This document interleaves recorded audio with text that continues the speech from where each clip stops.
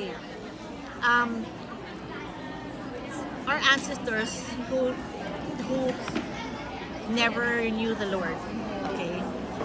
And even our great grandparents, naman the Filipinos, we went through a lot of our grandparents went through a lot of traditions, di ba? That has been passed down from generation to generation.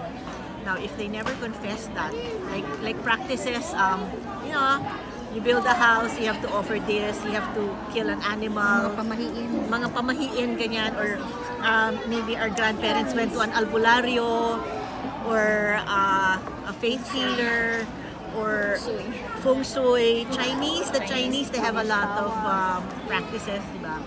Those are ungodly practices. That's automatically passed down to you. Now, if you go through deliverance, you confess that, you renounce it, and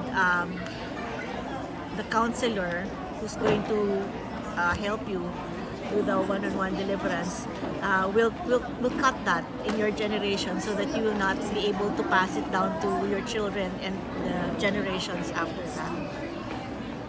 What else? There are what you call familiar spirits in your clan. If you can trace back, you can see like patterns of sinful behavior from both sides of the family, like womanizing, adultery, sicknesses na may cancer, may hypertension, may addiction, gambling, or drug addiction, or alcoholism, or what do you call this? Infidelity. You see it parang Open marriages. Yeah, yung mga ganyan, dysfunctional home, rebellious children. You see a pattern. Why? Because if the previous generation never confessed, never renounced that particular sin, that evil spirit or evil spirits are so comfortable in that clan. We call it familiar spirits. So they will not leave that family.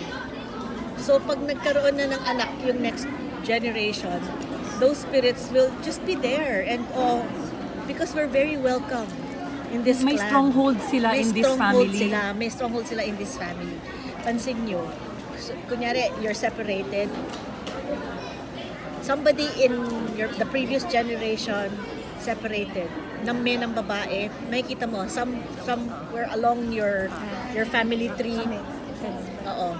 Kung meron, ganun. May anak sa labas, ganun. That's a curse.